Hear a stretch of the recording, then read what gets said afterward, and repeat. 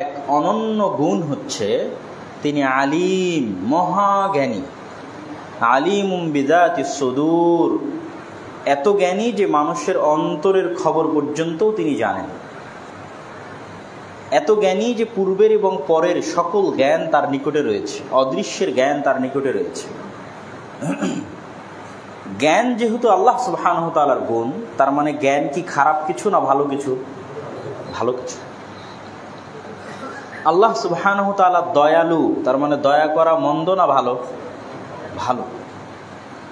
আল্লাহ সুবহানাহু ওয়া তাআলা রিজিক দাতা, তার মানে আরেকজনকে খাওয়ানো ভালো কাজ না মন্দ কাজ? ভালো কাজ। কেন মন্দ হলে এত আর এগুলো আল্লাহর গুণ হতো না। এই জন্য আল্লাহ সুবহানাহু ওয়া তাআলার পক্ষ থেকে রাসূল সাল্লাল্লাহু আলাইহি ওয়াসাল্লাম বলেছেন, ইরহামু মান ফিল আরজ ইয়ারহামুকুম মান ফিস সামা। তোমরা আল্লাহর দয়া চাও, তো আল্লাহ তো দয়ালু, এটা তোমরা সবাই জানো, এই জন্য তোমরা আল্লাহর দয়া চাও। তো তোমরা কয়জন আরেকজনের উপর দয়া করো? অতএব তোমরা শুরু করো, এটি দিয়ে শুরু করো যে তোমরা দুনিয়ার মানুষের প্রতি দয়া করবে, তাহলে যিনি আসমানে আছেন উনি তোমাদের প্রতি দয়া করবে। বলেন আল্লাহু আকবার। তাহলে জ্ঞান আল্লাহ সুবহানাহু ওয়া তাআলার গুণ, মানে জ্ঞানী হওয়া ভালো। আল্লাহ সুবহানাহু ওয়া তাআলার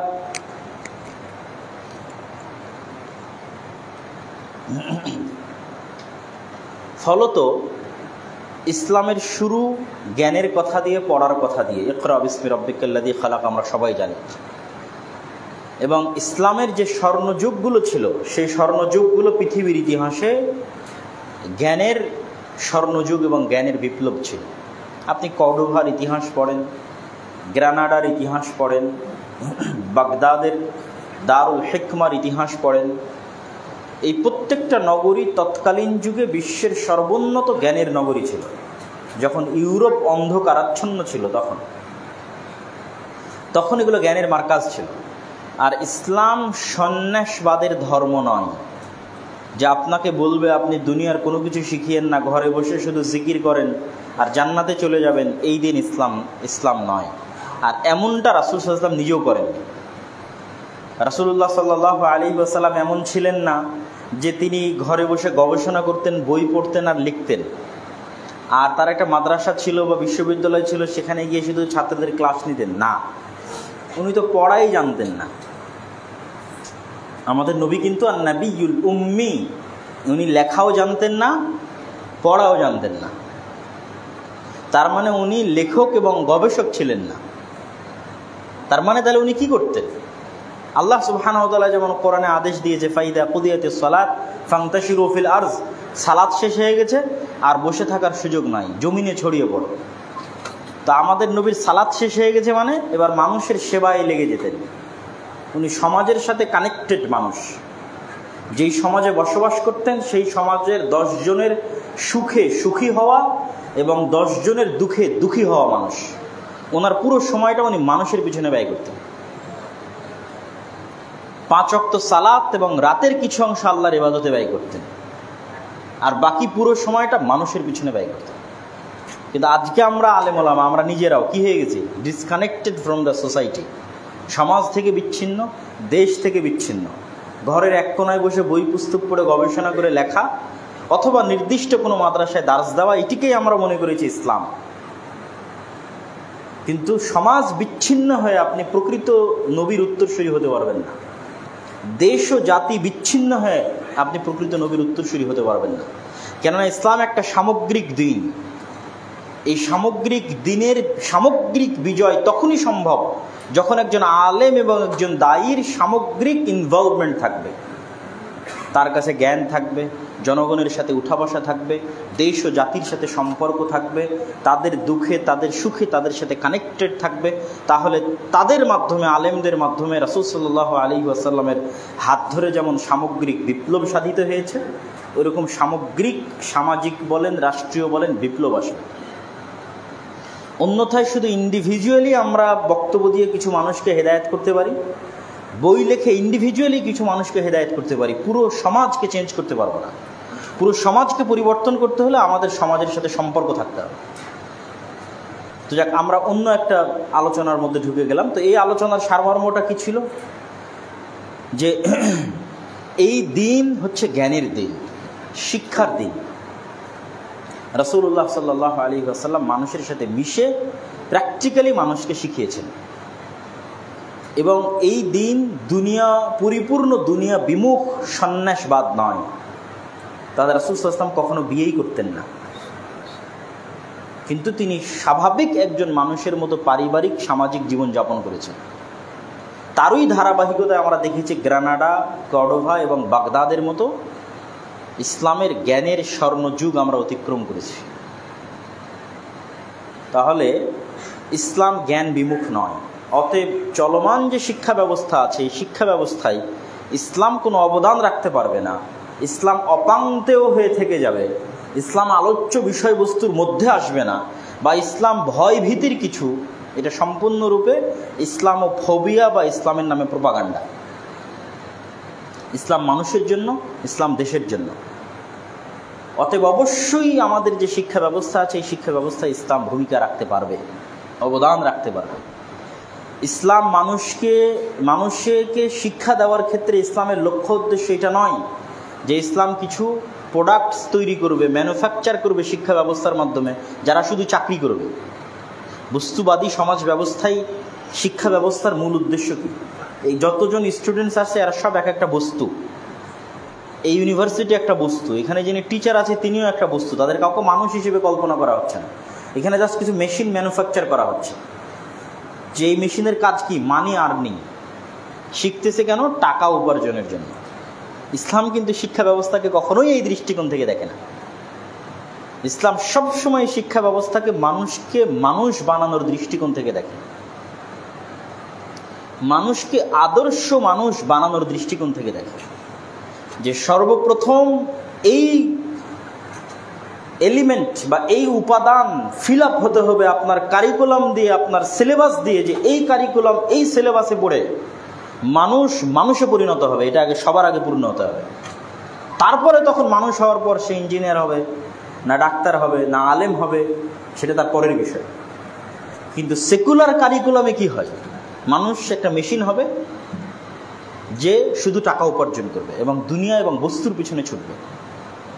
তার মধ্যে অদৃশ্য এবং অবস্তু এইরকম কোনো কিছুর চাওয়া এবং পাওয়া থাকবে না।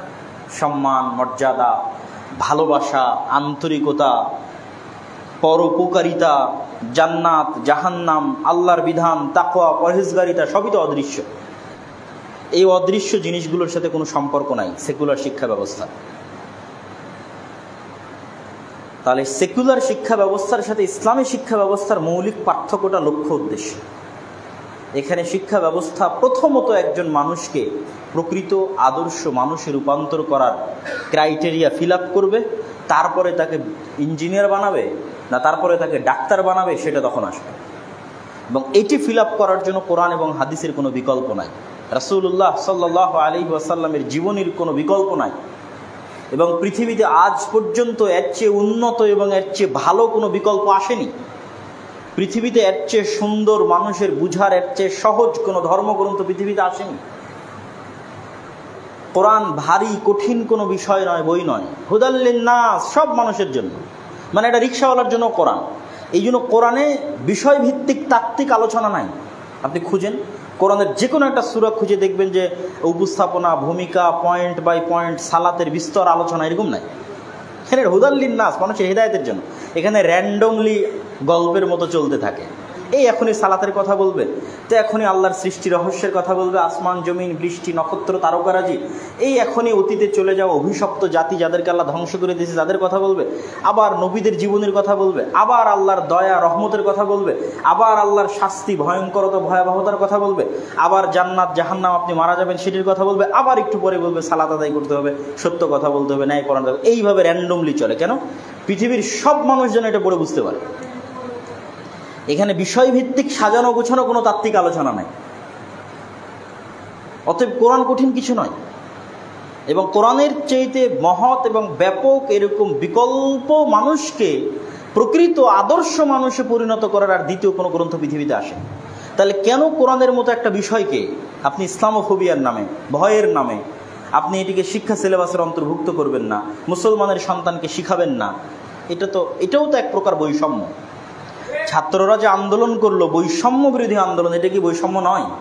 এটা অবশ্যই বৈষম্য। মুসলমানের দেশে, 90% মুসলমানের দেশে তারা তাদের ধর্মগ্রন্থ এবং এটাকে ধর্মগ্রন্থ বলবো না আমরা। যদি এইভাবে ধর্মগ্রন্থ বলি তাহলে মনে করবে যে না, আরও 10টা ধর্মগ্রন্থের এখানে জায়গা দিতে হবে। এটা কিন্তু ওই আক্ষরিক অর্থে ধর্মগ্রন্থ না, এটা পৃথিবীর সব মানুষের জন্য এই গ্রন্থ, শুধু মুসলমানদের জন্য না। এই কোরআন পড়ে একজন হিন্দু উপকৃত হবে, এই কোরআন অধ্যয়ন করে একজন খ্রিস্টানও উপকৃত হবে, একজন বৌদ্ধ উপকৃত হবে, সকলের জন্য এই কোরআন। তাহলে মুসলিম দেশে, মুসলিম 90% জনগণের দেশে কোরআন শিক্ষার কোনো ব্যবস্থা কারিকুলামে নাই, সিলেবাসে নাই। রাসূল সাল্লাল্লাহু আলাইহি ওয়াসাল্লামের জীবনী শিক্ষার কোনো ব্যবস্থা।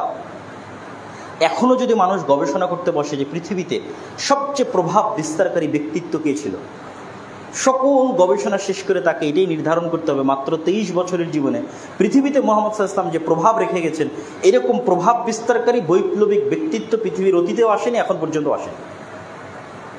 কার্ল মার্কস, লেনিন, মাও সেতুং, এরকম হাজারো কার্ল মার্কস, হাজারো মাও সেতুং, হাজারো লেনিন, হাজারো আব্রাহাম লিঙ্কন মুহাম্মদ সাল্লাল্লাহু আলাইহি ওয়াসাল্লামের ধারে কাছেও যেতে পারবে না।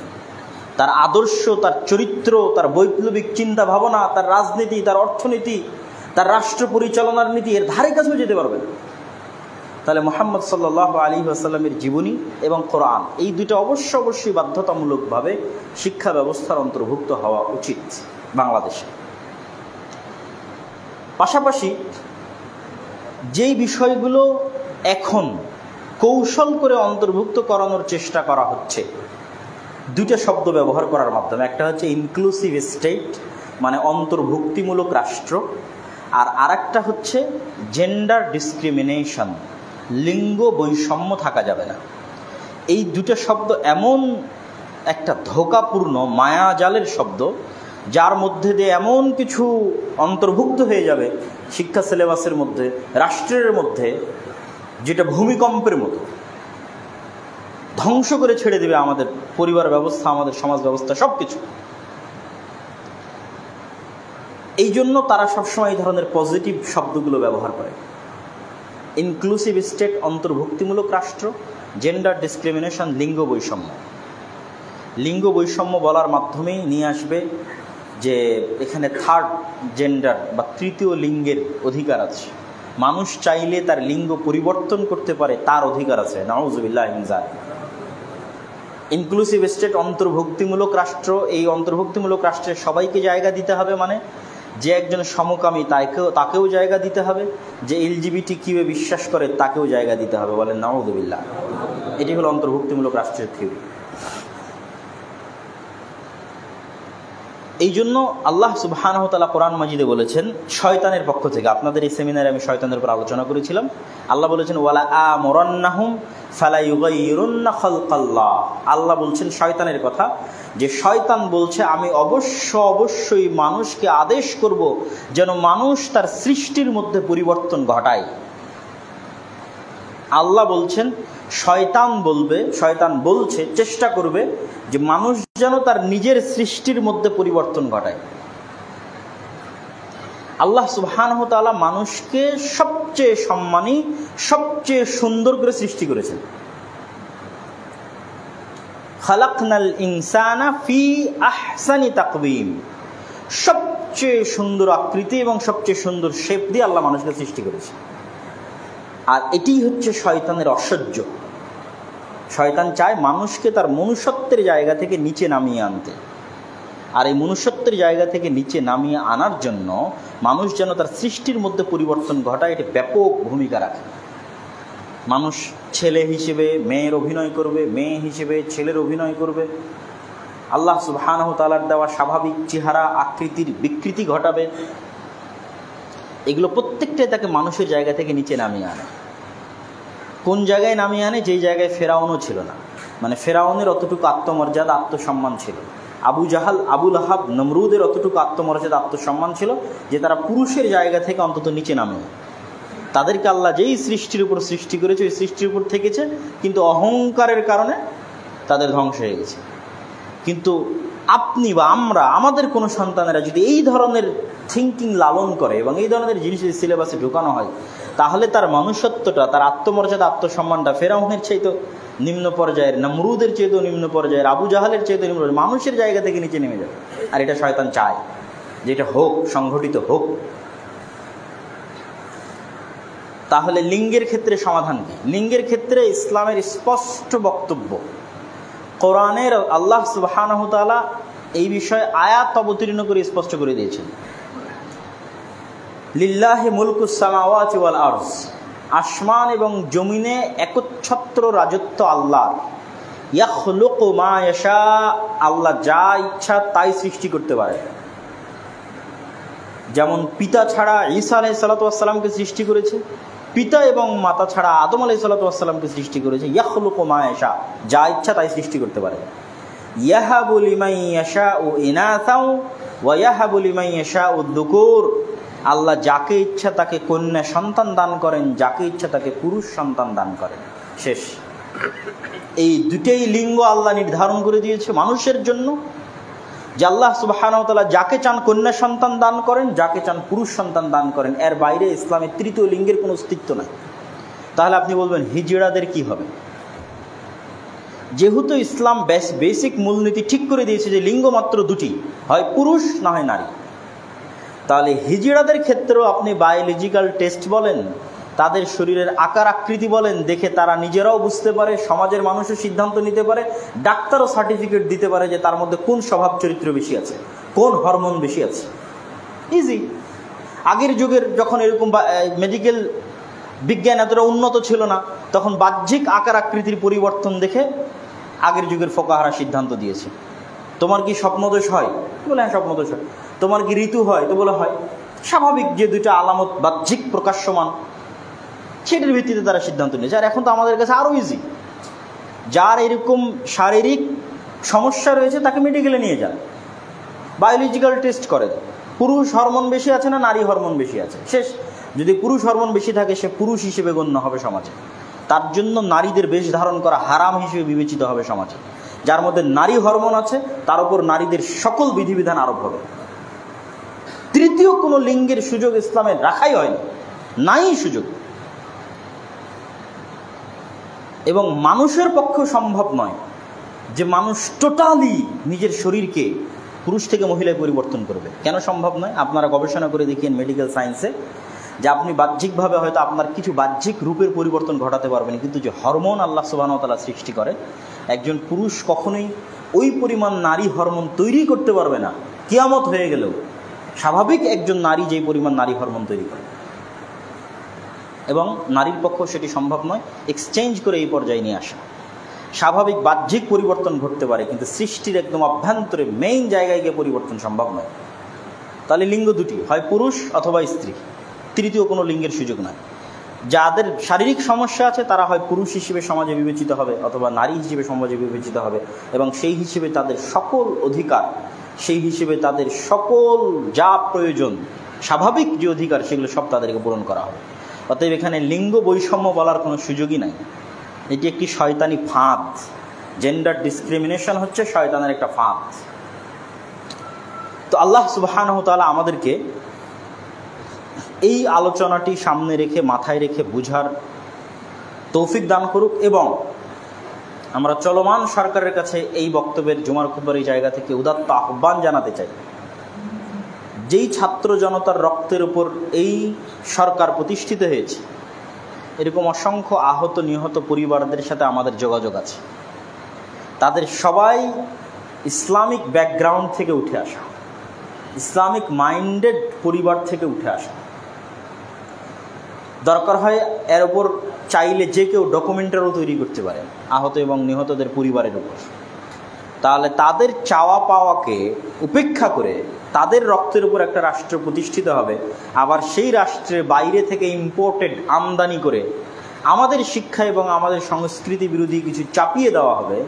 এটি কখনোই হতে দেওয়া হবে না, এবং এটি কখনোই বাস্তবায়ন করা কারোর জন্য উচিত হবে না।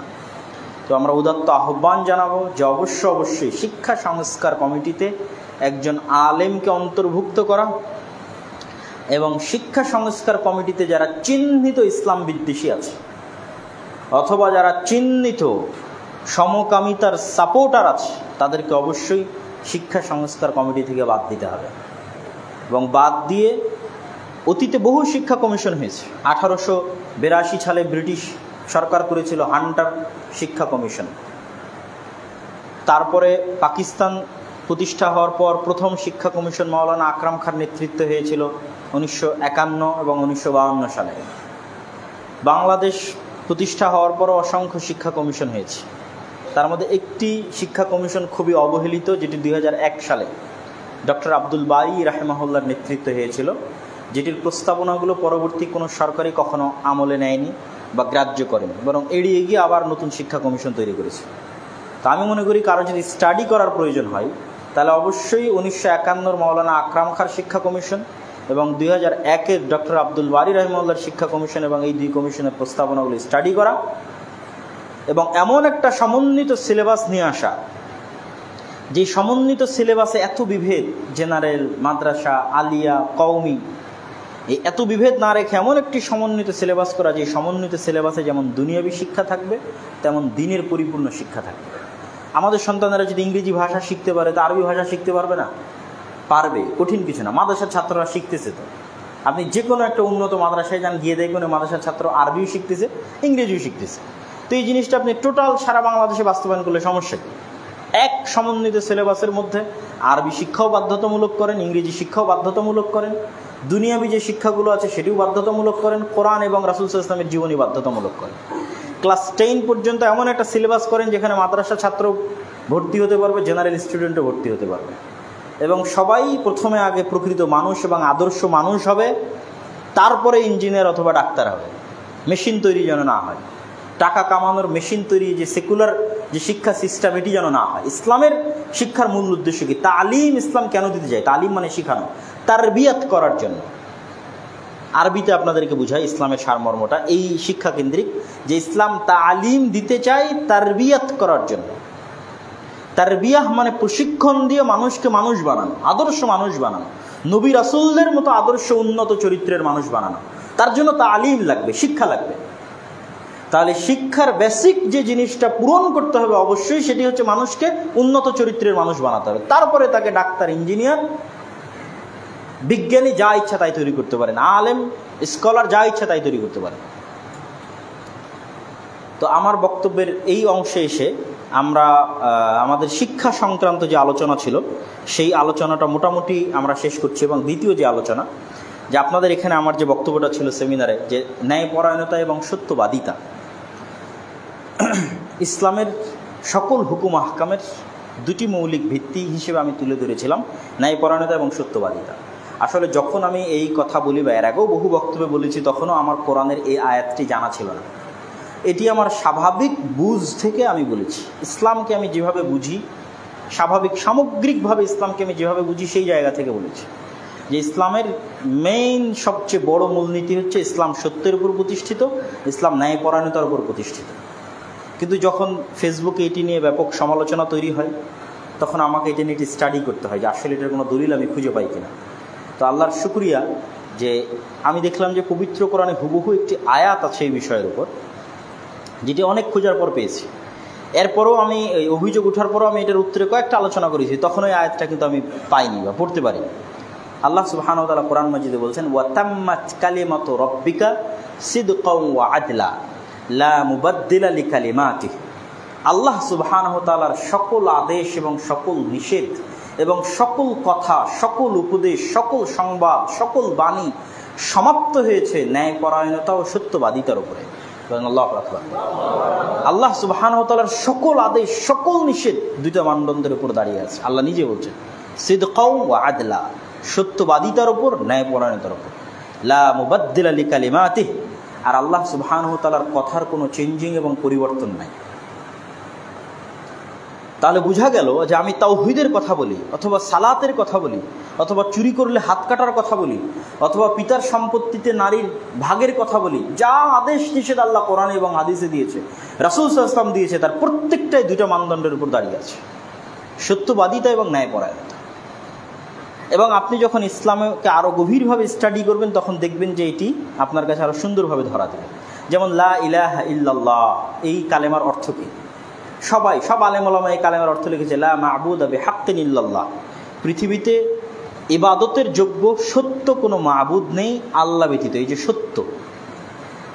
সত্যটা চলে আসলো, মানে আল্লাহ ইবাদতের যোগ্য হওয়ার ক্ষেত্রে একমাত্র সত্য, আর বাকি যাদের আমরা ইবাদত করছি এরা সবাই কি মিথ্যা। তাহলে 2 নম্বর এবার এর সাথে যুক্ত করেন যে আল্লাহ ইবাদতের যোগ্য, এই ক্ষেত্রে মানুষের পক্ষ থেকে তিনি ইবাদত পাবেন, এটি ন্যায়। আর আল্লাহ ব্যতীত মানুষ অন্য কারো ইবাদত করবে সেটি অন্যায়, মানে ন্যায় পরায়ণতার বাইরে। আল্লাহ একমাত্র যোগ্য। এই জন্য আল্লাহ কোরআনে বলেছে যে ইন্না শিরকা লাযুলমুন আযীম, শিরকে আল্লাহ গুনাহ, মানে যামবুন আরবি শব্দ গুনাহ এভাবে বলেনি, বলেছে জুলম, অত্যাচার। শিরক হচ্ছে অত্যাচার, জুলম অন্যায়।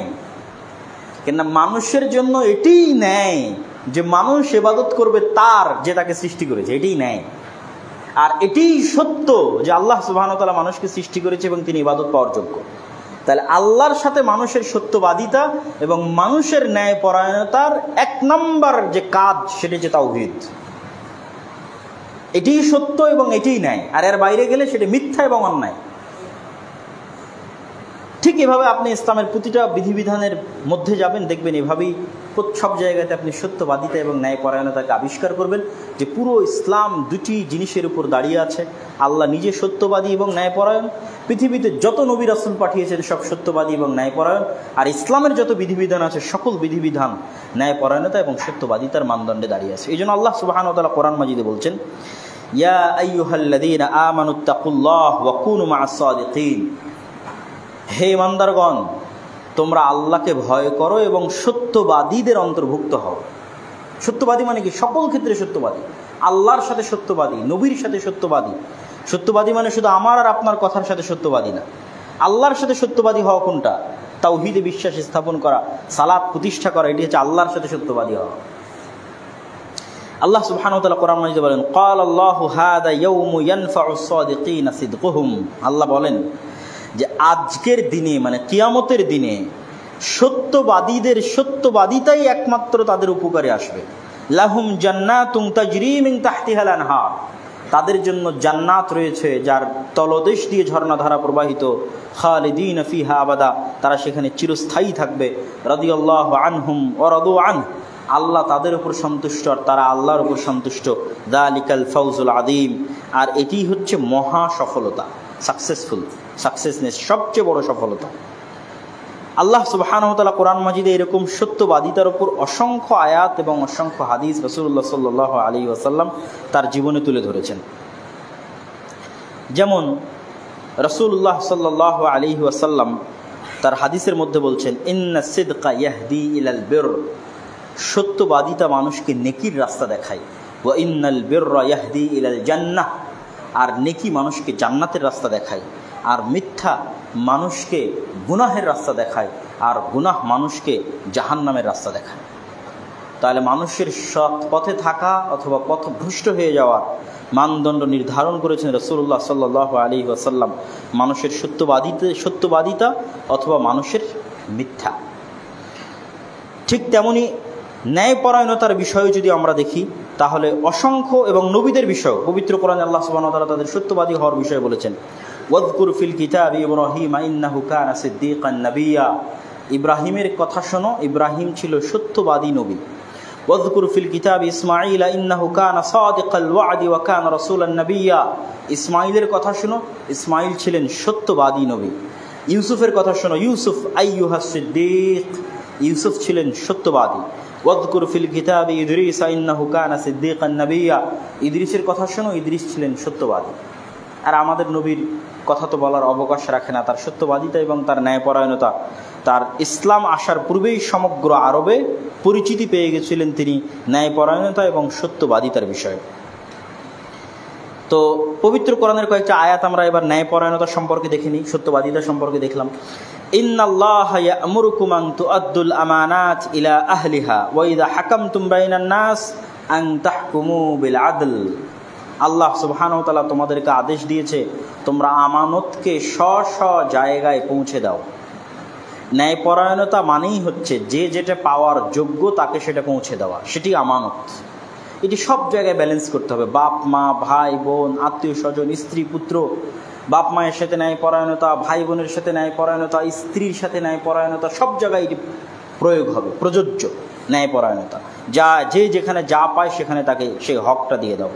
ওয়াইদা হাকামতুম বাইনান নাস আন তাহকুমু বিল আদল, আর যখন মানুষের মধ্যে তোমরা বিচার ফায়সালা করো তখন ন্যায়ের সাথে বিচার ফায়সালা করো। আল্লাহ আরো বলেন, ইয়া আইয়ুহাল্লাযীনা আমানু কুনু কাওয়ামিনা বিল কিসত শুহাদা লিল্লাহ ওয়ালাউ আলা আনফুসিকুম আবিল ওয়ালিদাইনি ওয়াল আকরাবিন। হে ঈমানদারগণ, তোমরা ন্যায়পরায়ণতা প্রতিষ্ঠা করো, যদিও ন্যায় তোমার নিজের বিরুদ্ধে যায়, যদিও ন্যায় তোমার আত্মীয় স্বজনের বিরুদ্ধে যায়, যদিও ন্যায় ধনী ব্যক্তির বিরুদ্ধে যায়, যদিও ন্যায় দরিদ্র ফকির ব্যক্তির বিরুদ্ধে যায়, তবুও তোমরা ন্যায় থেকে পিছিয়ে সরিও না। নিজের বিরুদ্ধে গেল তাই ন্যায় থেকে পিছিয়ে সরে আসলা, আত্মীয় স্বজনের বিরুদ্ধে গেল তখন ন্যায় থেকে পিছিয়ে সরে আসলা, খবরদার না, ন্যায়কে প্রতিষ্ঠা করো। আল্লাহ সুবহানাহু ওয়া তাআলা আরেক আয়াতে বলেন, ইয়া আইয়ুহাল্লাযীনা আমানু কুনু কাওয়ামিনা লিল্লাহি শুহাদা বিল কিসত ওয়ালা ইয়াজরিমান্নাকুম শানআনু কওমিন আলা আল্লা তা'দিলু। হে ঈমানদারগণ, খবরদার, কোন নির্দিষ্ট ব্যক্তি, জাতি, গোত্রের প্রতি তোমার অন্তরে লুকিয়ে রাখা বিদ্বেষ তোমাকে যেন ন্যায়পরায়ণতা প্রতিষ্ঠা করতে বাধা না দেয়। লা ইয়াজরিমান্নাকুম শানআনু কওমিন আলা আল্লা তা'দিলু, তোমাকে যেন উৎসাহিত না করে তোমার ভিতরে থাকা ব্যক্তিগত, জাতিগত, গোত্রগত বিদ্বেষ যে তুমি ন্যায় প্রতিষ্ঠা করতে পারছো না। আপনি দেখেন যে আমাদের যত সমস্যা আছে মুসলমানদের, তার মূলে কিন্তু এটি আছে।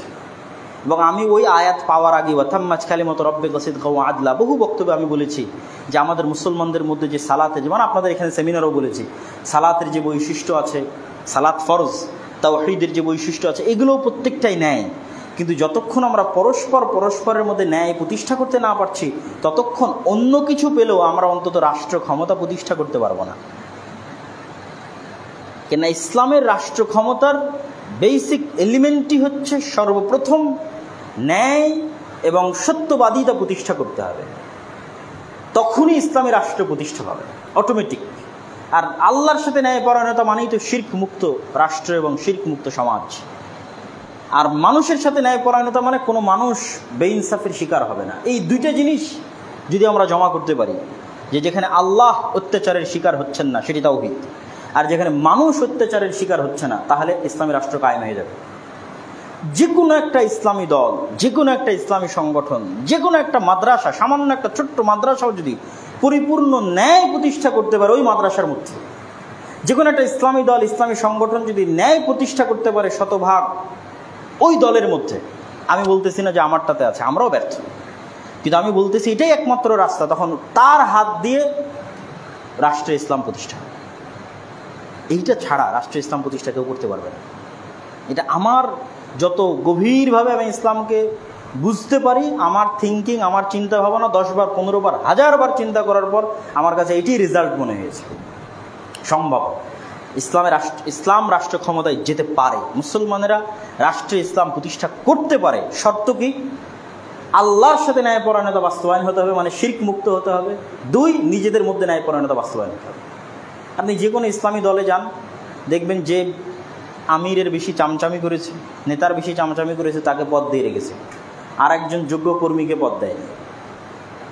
মাদ্রাসায় যান, পরিচালক বলেন, প্রিন্সিপাল বলেন, মসজিদে যান, কমিটির সভাপতি বলেন, কেউ তাদের ওই মাদ্রাসা মসজিদের মধ্যে ন্যায় বাস্তবায়ন করতে পারে, ন্যায়পরায়ণতা বাস্তবায়ন করে, নাহলে বাইতুল মুকাররমে মারামারি হয়। তাহলে আমি ইসলাম রাষ্ট্রে যাবে তার ক্ষেত্রে এই 2টা বেসিক এলিমেন্টের কথা বলেছি, এবং আল্লাহ এখানে আদেশ দেবেন। আমাদের ফেসবুকে যাবেন, ফেসবুকে মানুষ একজনের প্রশংসা করতেও ন্যায়কে অতিক্রম করছে, আর একজনের বিরোধিতা করতেও ন্যায়কে অতিক্রম করছে। অথচ আল্লাহ নিজে বলছেন তোমার অন্তরে থাকা যে বিদ্বেষ আছে, আমাকে তুমি পছন্দ করতে পারো না, হতেই পারে, কিন্তু তাই বলে তুমি ন্যায়কে অতিক্রম করে আমার বিরুদ্ধে লিখবা, এটা করিও না। তাহলে অন্তত তোমার দিয়ে ইসলাম প্রতিষ্ঠা হবে না। আর নবী রাসূলগণের বৈশিষ্ট্য এটি কখনোই ছিল না। তারা সত্যবাদিতা এবং ন্যায়পরায়ণতায় কখনো ছাড় দিতেন না। কেন দিতেন না সেটাও আপনাকে বলি। নবী রাসূলগণ তো আর ওই ঘরের মধ্যে বসে বই লিখে গবেষণা করা আর মাদ্রাসার মধ্যে গিয়ে দারাজ দেওয়া এটার মধ্যে সীমাবদ্ধ ছিলেন না। তারা হচ্ছে সমাজের মানুষের সাথে চলতেন, ওপেন, রাষ্ট্রের সকল স্তরের সাথে। সব নবী রাষ্ট্রের ডাইরেক্ট মেইন থিমে গিয়ে আঘাত করেছে। মুসা আলাইহিস সালামকে কি বলেছে? ইযহাব ইলা ফিরআউন, সরাসরি যে রাষ্ট্রনেতা তার কাছে যাওয়ার আদেশ। তাহলে মুসা আলাইহিস সালাতু ওয়াস সালাম কখনই বিজয়ী হতে পারবেন না। উনি তো আর মসজিদের কোনায় বসে ইবাদত করছেন না অথবা ঘরে বসে বই লিখছেন না। উনি ন্যায় এবং সত্যবাদিতা ছাড়া ফেরাউনকে পরাজিত করবে কীভাবে? ইম্পসিবল। এই জন্য সব নবী রাসূলকে ডাইরেক্ট রাষ্ট্রের নেতাদের কাছে দাওয়াত দেওয়ার আদেশ। তাহলে নবী রাসূলদেরকে বাই ডিফল্ট সত্যবাদী ন্যায় পরায়ণ হতে হবে। কেন? আর একটু খুলে বলি। ধরেন আবু সুফিয়ান ইসলাম গ্রহণ করতে চাচ্ছে রাদিয়াল্লাহু তাআলা আনহু,